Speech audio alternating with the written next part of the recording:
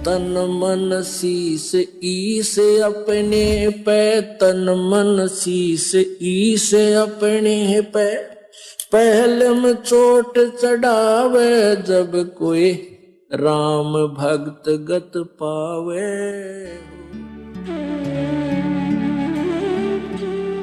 एक नरसी नाम के भक्त थे। वो पहले बड़े कंजूस थे और 56 करोड़ की संपत्ति उनके पास थी। केवल एक लड़की थी और उसकी भी शादी कर चुके थे, और फिर भी वो कंजूस हुआ बैठा, चिचड़ हुआ बैठा, चिपक रहा उस माया के। और परमात्मा ने सोची, देखिए प्यारी आत्मा, ना इसके पास कोई लड़का और 56 करोड़ की संपत्ति, आज से काफी समय पहले आता अरबों खरबों की संपत्ति समझो। और नादान आत्मा चौनी दान नहीं करता, यो गधा बनेगा भूत इस माया के चिपट के। उसके लिए उस परमेश्वर ने ना जाने के किस प्रकार से प्यारी आत्मा से वो माया का जाल छुटवाया। कैसे? नरसी बहुत कंजूस आदमी हो गया था और उसकी हुंडी चला करती। हुंडी क्या होती है? जैसे ड्राफ्ट बनाए जाते हैं आजकल, बैंक ड्राफ्ट बनाते हैं कि एक कागज पे लिख देते हैं पैसे जमा करवा के कि हमने इसके इतने पैसे जमा हो गए और किसी बैंक में दे दो, वहां से आपको पैसे मिल जाएंगे। पहले हुंडी हुआ करती थी, इनको हुंडी कहते थे।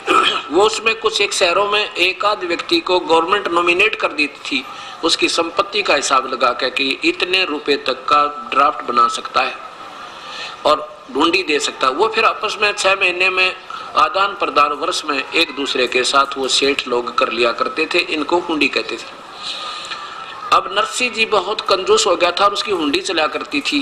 पैसे 56 करोड़ उसके पास, रुपये 56 करोड़ रुपए की संपत्ति। अब क्या होता है, एकदम उसकी पत्नी ने कहा कि आप गंगा स्नान करवा के लाओ हमें। सेठ कहने लगा, क्यों पैसे बर्बाद करे, यही नहा ले, क्या करेगी, क्या रखा है, इतनी दूर जाओगी, ये है वो। उन्हें सोचा भी 10-20 रुपए खराब होंगे, और जैसे बह का रखा किसी को भी गंगा पर जाओ वहां दान जरूर करे। तो बोली आत्मा ऐसे चल पड़ी। ज्यादा कहने से तो वो चल पड़ा, भी चल दिया, दुखी करेगी, रोजाना सिर में दर्द रखेगी, चल घूम आते हैं। चल पड़े, गंगा में जाके स्नान करने लगे। इतने में वो कुपूर्ण परमात्मा, क्योंकि वो श्री कृष्ण के पुजारी थे तो बाद में श्री कृष्ण की महिमा गाई गई। कोई बात नहीं, आप इसको सुनते रहना, फिर आपको समझ में आ जाओगी कौन थे वो भगवान जो सबके दुख दूर करने वाले। वो पूर्ण परमात्मा आके, पहले तो हम भी आपको समझाने के लिए शुरू में श्री कृष्ण कहा करते थे, श्री कृष्ण आगे, लेकिन उस समय आपकी बुद्धि और ये शास्त्र नहीं दिखा पा रहा था, इसलिए सोचा करता कि बिल्कुल भी ना सुनेंगे मेरी एक बात को। अब आपके सामने प्रमाण शास्त्र आ गया, अब सारी समझ में आओगी आपके, मैं जो बात बताऊंगा वो सही सत्य समझ में आ जाएगी। तो पूर्ण परमात्मा वो उत्तम पुरुष तो अन्य अपरम अक्षर पुरुष सतपुरुष अकाल मूर्त आए, एक ब्राह्मण रूप बना के कहने लगे, सेठ जी कुछ दान करो, गंगा स्नान करने आए हो तो दान किया करते हैं, क्योंकि जैसी वो परंपरा ने बना रखी थी उसी को आधार लेकर के। सेठ बोला, मेरे पास पैसे थोड़े हैं पंडित जी, किसी और पे ले जा, आप जाओ। परमात्मा कहने लगे, भाई देखो वैसे नहाने का क्या फायदा, कुछ दान किया करो, ये पानी तो वही ना नहा लेते आप। उसकी पत्नी कहने लगी, कर दे दो 1-2 रुपया दान ब्राह्मणता ही। और बोला, ना ले, चुप करके स्नान कर ले, यहाँ ले आया ना इस ये बड़ी समझ तू, पैसे दान कर दे। कितना हो पैसे? कोई ना, थोड़े लाया हूँ मैं। आखिर में भगवान ने कहा 8 अन्य कर दे। ने बोला 8 अन्य भी कोई नहीं है। कहने लगा 4 अन्य तक कर दे, 4 अन्य भी कोई नहीं। आखिर मैंने बोला 1 टका दूंगा, 1 टका। वो बोला 1 टका ही दे दे, कुछ तो हाथ तो छोड़ दे तू। ने बोला 1 टका दे दूंगा, पर दूंगा मेरे वहां आ जाइए, मेरे घर पर। भगवान बोले चल घर पर दे दिए भाई। अब नरसी नहा धोकर घर आके स्नान कर करा के अपने घर पहुंच गए। अब नरसी जी ने जाके वह पोटड़ी रखी थी सफर वाली, पीछे ते परमात्मा ने जाके वह खटखटाया दरवाजा, नौकर आया। नौकर ने पूछा क्या बात है ब्राह्मण? पर ब्राह्मण वेश में परमेश्वर बोले, भाई आपके सेठ जी ने मेरा 1 टका की यहाँ पर रखी है दान करने की, और वो कहो मेरा टका दे दे, तो घर आके देने की कही थी, मैं फिर अपना और काम जाना है दूर। अब नौकर ने जाके सेठ जी तब बैठा था, इतने में कहा जी एक पंडित जी आ रहे हैं, बाहर द्वार पर खड़े हैं और कह रहे हैं आपने कोई गंगापुर उनका 1 टका दान करने का प्रॉमिस किया था, वो लेने आए से अपना। अब उसने सोचा नरसिंह ने तो बड़ा ढीठ आदमी गिला लिया, तो कहने लगा भाई यूं कह दे अब सेठ जी आ रहे थके हैं, कल देंगे, बैठ जाए इंतजार, कल कल कल देंगे। नौकर ना का संदेशा दे दिया। परमात्मा बोले भाई कोई बात ना, कल दे देंगे, विश्राम कर लेते हैं, बार बार के आ जाते तो लेके जाऊंगा। उसी के बाग था एक उस कोठी के बाहर, उसमें बाग के नीचे परमात्मा ब्राह्मण रूप में अल्लाह के बिछा के चादर लेट गए। सुबह उठते फिर खटखटा दिया दरवाजा, दरवाजा खटखटा भी कहो सेठ जी ने मेरे और टका दे दे। नौकर गया, सेठ जी वो ब्राह्मण खड़ा द्वार पे अपना दान दक्षिणा मांगे। सेठ ने सोचा बड़ा ढीठ आदमी, तो गया भी को नहीं। अब सेठ ने सोचा आज ही 1 टके की इज्जत लगा रहा है, कल न मनमाने 100 रुपये की लागत बैठ जाए, तो इसको तो रास्ता पा गया करिए, और किसना भी काम कर दो इसका ना आगे फिर से दुखी करेगा। यो कहने लगा यूं कह दे, नौकर से कहा सेठ नरसिंह ने यूं कह दे भाई हमारे सेठ जी बीमार हो गए और ठीक हो जाओगे जब देंगे, सफर में आए थे बुखार बन गया। नौकर ने आकर कह दिया सेठ जी ब्राह्मण जी हमारे सेठ जी ना सफर से आए थे, उनका बुखार हो गया और कहते हैं ठीक हो जाएंगे ना फिर आपका टका दे देंगे। अब वो कहने लगे भगवान भाई कोई बात ना, इंतजार कर लेते हैं, 1-2 दिन में बुखार उतर जाएगा, अब बार बार तो आ नहीं जाता, पैसा लेकर जाऊंगा, वही अपना दिन में घूम फिरावे, शाम ने बोले आगे फिर लेट जाए। अब 1 दिन देखा, 2 दिन देखे, 3 दिन हो गए। जब सेठ जी ने पूछा कि वो गया कि यहीं पर है, वो कहने लगे जी वो तो यहीं बिस्तर लगाए बैठे हैं सामने अपने के बाग में, और कह रहे थे कि भी लेके जाऊंगा, बार बार तो आया नहीं जाता। सेठ नरसिंह इतने निकम्मेपन पा गया, कहने लगा नो कह दो वो तो मर गया सेठ थे बस। अब नौकर ने जाकर कह दिया ब्राह्मण हमारे सेठ जी का तो स्वर्गवास हो गया, और भाई बड़ी दुख दर्द बात हुई है, तो बीमार हो गए बेचारे, गंगा स्नान करके आए थे। भगवान बोले भाई कोई बात नहीं, तो मरना जीना तो लग रहा है, चलिए मृत्यु तो होगी पर तो अंतिम संस्कार करा के जाऊंगा, यूं तक जहाज। तो नौकर ने आके कहा सेठ जी वो तो ये कह रहे हैं, ऐसे कहा भी अंतिम संस्कार करा के जाएंगे, बात तो बहुत बुरी बनी है। चलो तो ऐसे तो क्या जाता है। सेठ जी बोला तो ढीठ आदमी है भाई, ऐसे करो तुम लकड़ियां ढोने शुरू कर दो, शायद उसका समझ में आ जाए वास्तव में मर गया, तो ना लकड़ी क्यों सेठ गांव का मर जा, शहर का तो दुनिया इकट्ठी हो जाए, सब ना बेरा हो। वो 4 आदमी लकड़ी ढोए उसके नौकर, और लकड़ी डोली जब ने बोला गया कि यहीं पर है जी, वो तो एक लकड़ी उठा रहा है साथ में और शमशान घाट की तरफ जाने लग रहा है। तो कहने लगा भाई मेरी तुमने करो एक अर्थी तैयार करो, जनाजा बना लो नकली। अब सेठ जी को लौटा लिया, उन 4 उठा लिया नौकरों ने और सब चिता के ऊपर रख दिया। चिता के ऊपर जब रख दिया तो परमात्मा डाल कर लकड़ी ने जो ले रहे थे कंधे पे, और कहने लगे निकम्मे सेठ जी तो भी वह पक्का उस्ताद निकला। अब देख 1 टके पे जान देने को जा रहा है, भाई हमने माफ कर दिया तेरा दान, हम लेते नहीं। सेठ बोला पक्की बात है, कहाँ पक्की बात है, अगजात है, आप जा रहे हैं भाई। भगवान चल पड़े और सेठ ने वो सारी लकड़ी वापस ठुआई, चलो सारी ठा के ले चलो उठाओ। और बची खुची जो थी ना छोटी मोटी बच जाकर उन आप धोती गए उसमें कपड़े में डाल के, और सारिया की नो गठड़ी बांध दिया हुआ, वो भी वापस पहुंचा दी। अब अगले दिन उन्होंने सोचा चलो वो तो गया ब्राह्मण था, नेक्स्ट डे अगले दिन आकाश तो दूर तक घूम फिर आऊंगा, तो 2-3 दिन जंगल पानी भी घर में जाना पड़ा, दूर तक घूमने निकल गया सैर सपाटा करने के लिए। उधर से परमात्मा आगे नरसिंह रूप बनाकर वो एक पूर्ण ब्रह्म, और नौकरों से बोले भाई एक काम करियो, कोई नकम्मी आत्मा है ना, कल कई दिन का तंग कर ब्राह्मण मुझे, आज वो मेरा रूप बना के ना आ जा, कभी उसको अंदर मत पड़ने देना, वो हो सके मेरा भी रूप बना के आ जाए, और तो इसकी चाल चली नहीं, और आ जा तो उसने कह दिया चला जा, ना माना तो उसका 2 ठोक दियो। अब सेठ जी का रूप बना के परमात्मा अंदर प्रवेश कर गए। अब सेठ जी आया 2-आध घंटे पीछे खूब सैर सपट्टे करके, अब जो द्वार पर खड़ा था नौकर कहने लगा भाई वहीं खड़ा हो जाना, सेठ दे रुपये तो बहु रुपया है, हमारे सेठ जी को बहुत परेशान कर लिया तूने। आप देखा ना वो सच्ची कह रहे थे हमारे सेठ जी के मेरा रूप बना कर आएगा, तो वो एक काम कर दिया। और वो सेठ क्यों रुका? नौकर क्या कहने, तो बिल्कुल सामने आ गया। तो वो नौकर कहते रहे तुझे सुना नहीं? लठ उठाया। तो वो कहता अरे फलाना मल दकड़ा मल क्या कर रहा है तू? मैं वो हूँ, सेठ हूँ, नरसी है, तू क्या बात कर रहा है मेरे तय? ने बोला हमारे भगवान, हमारे सेठ तो अंदर पहुंच चुके हैं और उन्होंने हमें कह दिया है कि वो आज मेरा रूप बनाकर आ जा मनमाना कभी तो उसका दो ठोक दियो, और हमारे सेठ तो अंदर है भाई, तू चला जा, ये आदेश गलत हो रहे हैं ना, तो हम तेरे देंगे मार, तो पिट जाएगा, चला जा यहाँ से। तो वो कहता है कैसे बात कर रहा है मेरी, तुम नकम्या, मैं तुम्हारा सेठ हूँ, फलाना हूँ, और तुमने नौकरी तो निकाल दूंगा। नू लग गया करण, उसका ठाकर लठर वो लगा ना मारने, भाग लिया सेठ से। तो भाई सचमुच कोई बात गड़बड़ में है, जब इतनी समर्थ इतनी सख्ती से पेश आ रहे हैं तो जरूर उस 2 रुपये ने पहले आकर काबू कर लिया, 2 रुपया ने, और ये तो मेरी सारी संपत्ति हड़प करेगा। अब सेठ कहाँ पहुंचा?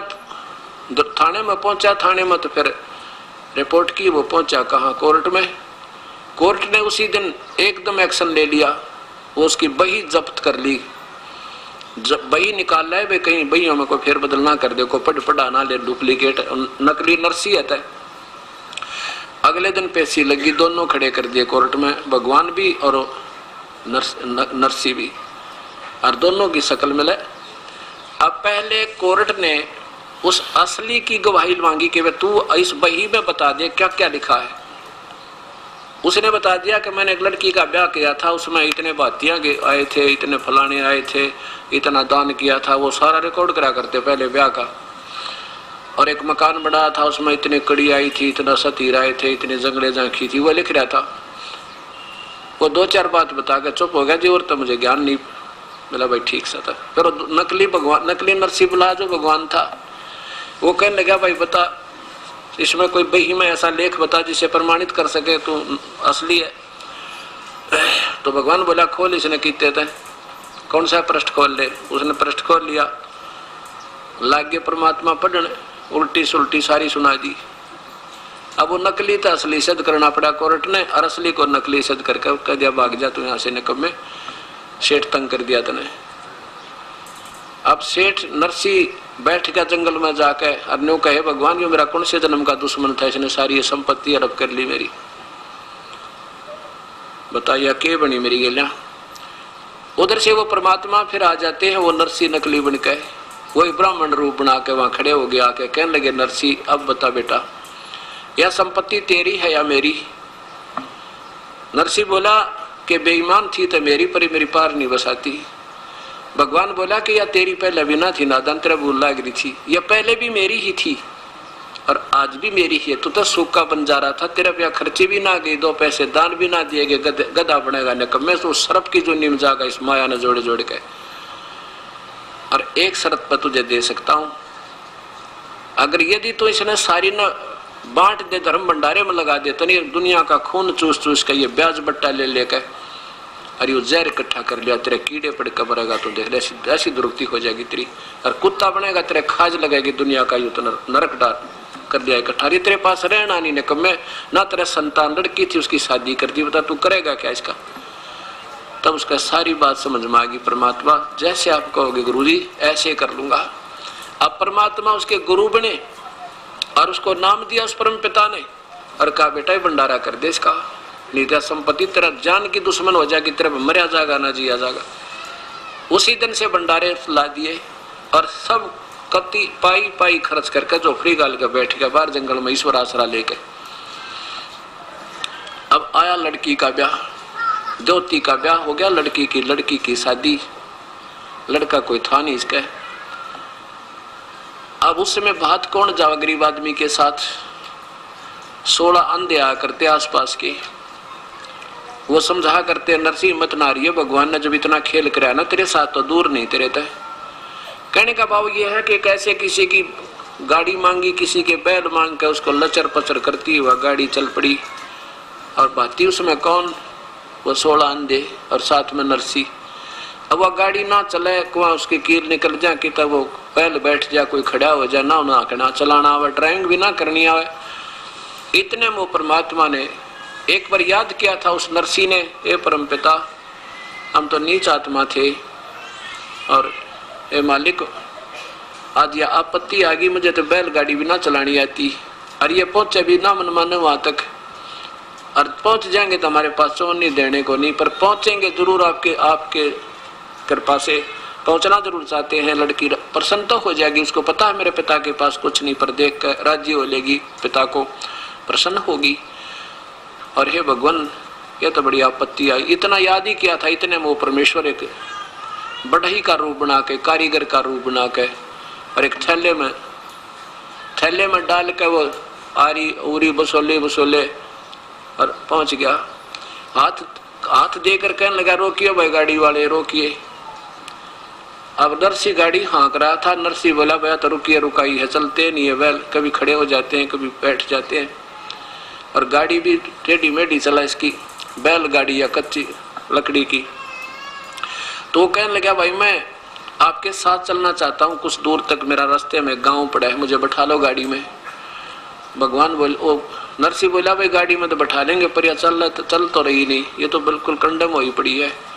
भगवान बोले, भाई मैं मिस्त्री हूँ और मैं इसको ठीक कर लेता हूँ, ला मैं ठीक कर दूंगा इसको।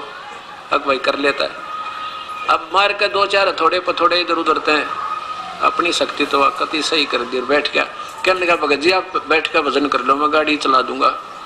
वो परमेश्वर पूर्ण ब्रह्म एक मिस्त्री रूप बना के फिर उसका बनकर ड्राइवर गाड़ी का, और जा छोड़ी वहां पे 7 किलोमीटर दूर, 7 मील 7 कोस दूर स्थान से, और रात में पहुंचा दी।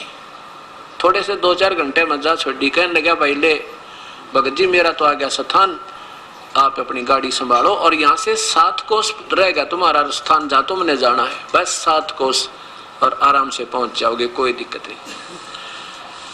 अब पहले तो जो भगवान चला रहे थे गाड़ी, ऐसे चला रही थी जैसे हवाई जहाज हो, और खूब भक्ति में मन लग रहा। सब सूरदास तो अंधे थे 16, और नरसिंह जी भी भक्ति में लीन हो गया, क्योंकि परमात्मा बैठे पास में पूर्ण ब्रह्म। अब जब भगवान उतर के चले गए तो वह गाड़ी फिर झटकम पटकम लचरम पचरम, फिर ऐसे बैल कभी खड़ा हो जाए, कभी चल रहा है, कभी झटके पटके लगे। तो अंधे वो कहने लगे, अंधे जो बैठे थे कहने लगे, नरसिंह रख गाड़ी कहाँ ले गया तू, रास्ते से नीचे उतार दी क्या, ये बहुत ज्यादा इसमें झटके लग रहे हैं। नरसिंह की आंख खुली, क्यों? नरसिंह बैठा था, कहने लगा, ना गाड़ी तो ठीक चल रही है रास्ते पर। अगवाई कितनी दूर आ गया पा कि वो जो ड्राइवर था ना वो चला गया, वो कह रहा था भी 7 मील 7 कोस रह गई यहाँ तो तुम्हारा वो स्थान। वन देखने लगे, पागल 7 कोस रहा करे, अभी तो आज सारी रात लगेगी, कल का सारा दिन लगेगा, कल शाम तक सुबह तक पहुंचेंगे अगले रात ने, तो क्या 7 किलोमीटर रह गया। और पूछ किसी तरह, इतने में एक व्यक्ति आ गया, वो उससे पूछा, भाई ये हमारा जो हमने जाना है वो जूनागढ़ कितनी दूर है? वो तो कहने लगे, भाई यहाँ से 7 कोस रहता, वो बिल्कुल थोड़ा सा ही है। तो नरसिंह कहने लगा नंदों से, भाई ये तो 7 कोस बताओ यहाँ से। तो वो एक अंधा सियाना बहुत था, शिक्षण नाम था उसका, वो शिक्षण नाम कहने ने कहा, और नरसिंह वो आदमी कहाँ गया जो गाड़ी चलावा था, जिसने गाड़ी ठीक करी थी, वो तो जी उतर कर चला गया। अरे देखता किधर गया वो, अब इतनी देर में ज्यादा 3-4-5 मिनट हुई होंगे, उन्हें देखा था कितना वो आदमी दिखा ना, सारे खेत खाली पड़े थे, कोई आसपास आड़ भी नहीं ना दिखाई दे। नरसिंह वो शिक्षण बोला, निकम्मे तो भगवान था। अरे हम तो अंधे थे, तेरे तो आंख थी, तेने चरण क्यों ना पकड़ दिया परमेश्वर के? आपने देखा या गाड़ी पहले हाल भी नहीं लगे थी हमारे, कोई थोड़ा सा भी झटका नहीं लगा था, करीब देख इस गाड़ी की हालत उसी जमीन पर चल है। अरे तो भगवान थे भाई, ये तो हाथ नहीं आए। नरसिंह तो ने गलती कर दी। नरसिंह का क्या बताऊं भगत जी, उन क्या है पाछा तो मुझे भी भक्ति में घना जोर से आनंद आया, और मेरी तो ऐसी आनंद आ रहा था, बोलने दिल नहीं कर रहा था, और वो भाई मेरे तो पकड़ा कर बैल चले गए। अब फिर पहुंच गए वहां पर, बात भरने कुछ को नहीं, पाटड़े पर पहुंच गए, और माई ने उसकी समदन ने जो ना उसके ऊपर ताना कस दिया। पड़ोसन कहने लगी, क्या लाया तेरा बाती, क्या देगा भात में तेरे को? समदन कहने लगी, उस नरसिंह की जो लड़की की सास आरता लिए खड़ी थी थाली का, थाल का। कहने लगी के देगा यो कंगाल, डले डले दिए इसने, 2 डले देगा, हमारी बेइज्जती करने आ गया। 56 करोड़ का मालिक था, लुटा दी सारी निकम्मे ने, आज हमारी बेइज्जती कराना आ गया, यो डले डले डालेगा थाली में, के डालेगा। जब नो इतना ही कहा था उसने समदर ने, तो नरसिंह की आंखों में पानी आ गया। परमात्मा जो रखेगा तो ही रहेंगे, कोई हमें इज्जत करे तो बेइज्जती करो। तो परमात्मा भी कहते हैं मम संत आदर अनादर करो क्यों ना कोई, और मम संत शरण जगत जान छोई। मेरी शरण में आके चाहे तुम्हारी कोई इज्जत करे चाहे बेइज्जती करे, तुम चिंता ना करियो, और मेरी शरण में जो आ गया तो बाकी जगत तो समझो राख है। ये बकवाद देख रहा करते हैं, पर आने दो मेरा समय। कहते हैं कल्पे कारण कौन है कर सेवा नी काम, और मन इच्छा फल देऊंगा जो पड़े मेरे तय काम। अब यहाँ उस परमेश्वर का काम आ गया था। इतने में आकाश से कहते हैं सोने और चांदी के 2 डले आए और समदन की थाली में पड़ गए, वो यावासी होगी। और इतने में कहते हैं ऊपर से वर्ष नोटों की बारिश होने लगी। नोटों चांदी के सिक्के थे पहले, ऐसे वर्षा होने लगी।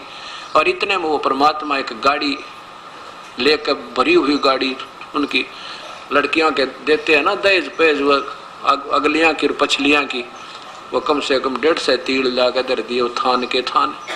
और वहाँ गाड़ी छोड़ दी कि ले उतार ले बेखारी न तुम अपने हमारे भगत के बारे में ऐसे नहीं कह देगी।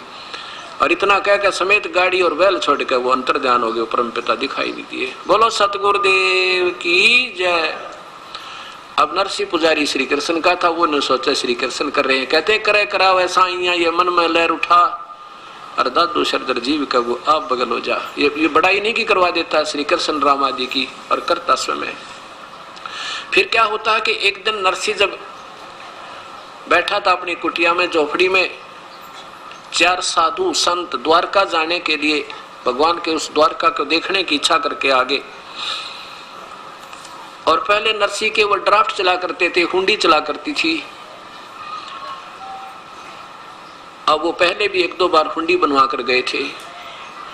अब गांव में जाकर नगर में पता किया भी नरसिंह जी कहाँ हैं। वो गांव वालों ने बताया कि वो तो भाई बाहर बैठे हैं। क्या काम है कि एक हुंडी बनवानी थी। गांव वालों ने मजाक कर दिया, कहने लगा भाई वो नरसिंह एक बकवाद करता है, अब वो जल्दी सी हुंडी नहीं बनाता, उसको वो कहेगा मैं कंगाल हो गया हूँ, मजाक करता आजकल वो। और ज्यादा जोर दोगे ना जो बनाओगा ना तो बनाता नहीं। कहाँ है कि वो बाहर झोपड़ी में बैठा है, वहां चला गया।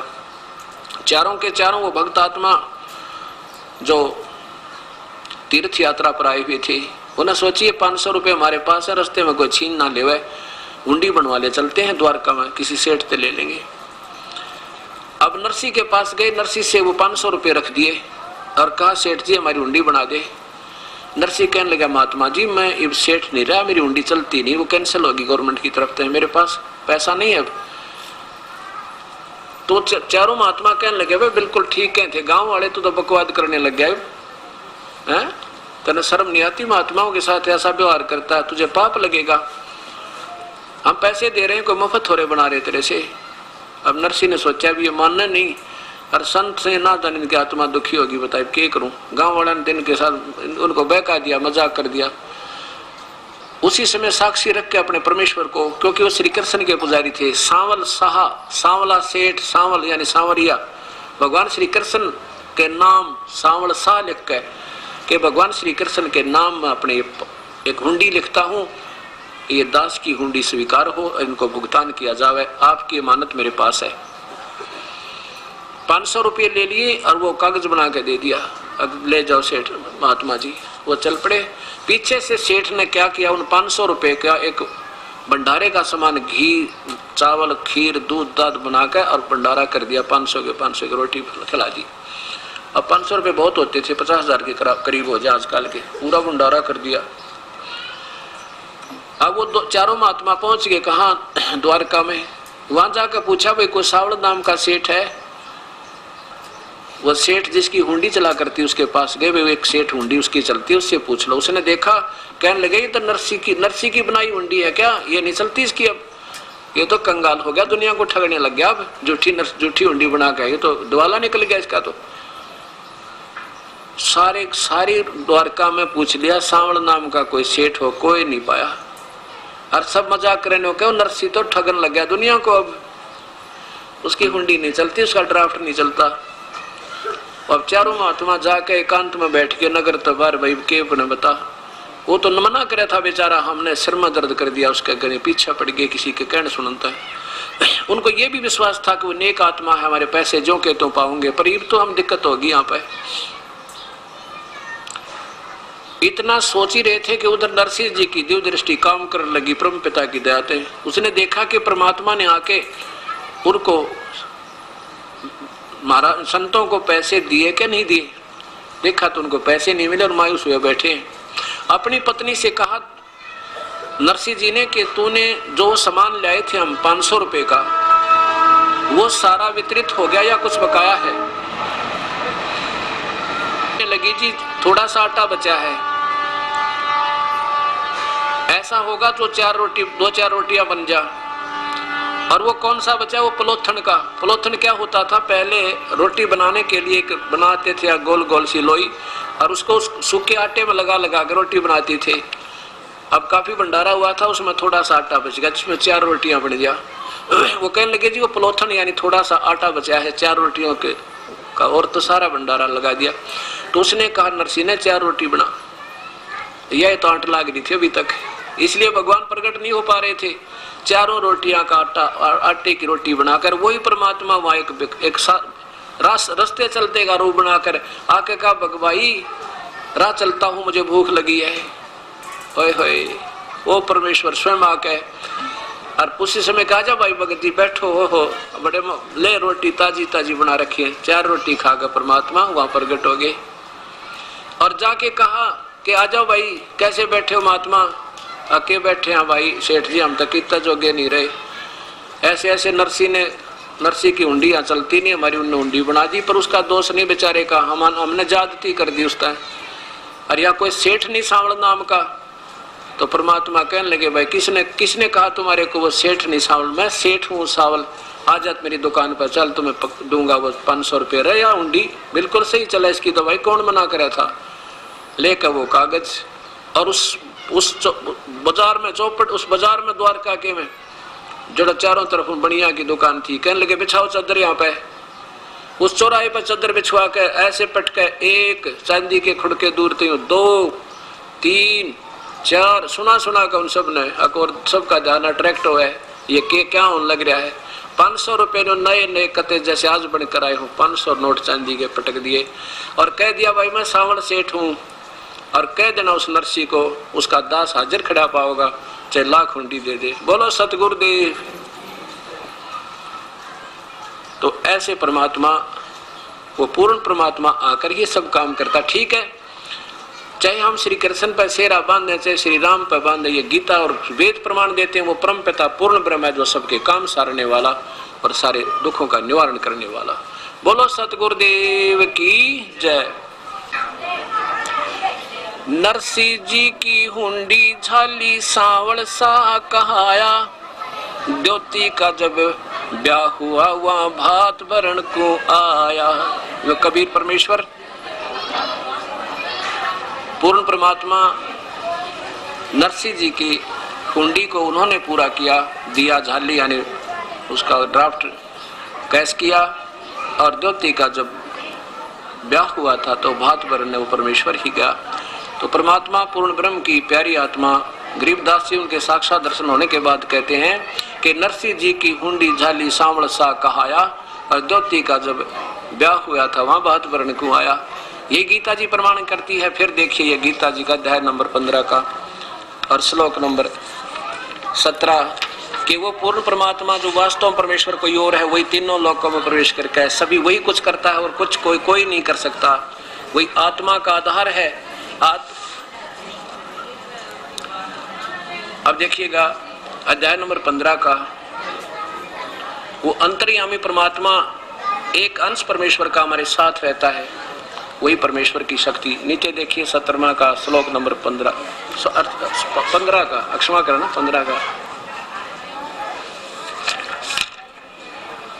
15 का ये 16 और 17, 15 का और नीचे देखो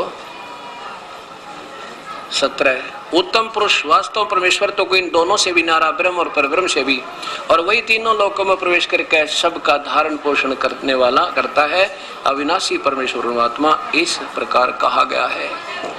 अब ये परमेश्वर पूर्ण ब्रह्म है, सतपुरुष है, कबीर साहब है, अन्य परमात्मा है जो सबके सब काम करता है। तो क्या कहते, अंतर्यामी एक तू आत्म के आधारे, जो तुम छोड़ो हाथ तो हमें कौन उतारे पार। सत साहिब। अधिक जानकारी के लिए जगत गुरु तत्वदर्शी संत रामपाल जी महाराज द्वारा लिखित पवित्र पुस्तकें ज्ञान गंगा, जीने की राह बिल्कुल निःशुल्क मंगाएं। अपना नाम, पूरा पता हमें व्हाट्सएप करें। हमारा नंबर है 7496801823। जगत गुरु तत्वदर्शी संत रामपाल जी महाराज के मंगल प्रवचन अब प्रतिदिन सुनिए MH1 श्रद्धा टीवी पर दोपहर 2 से 3 बजे, सारथी टीवी पर शाम 6:30 से 7:30 बजे, साधना टीवी पर शाम 7:30 से 8:30 बजे, ईश्वर टीवी पर रात 8:30 से 9:30 बजे।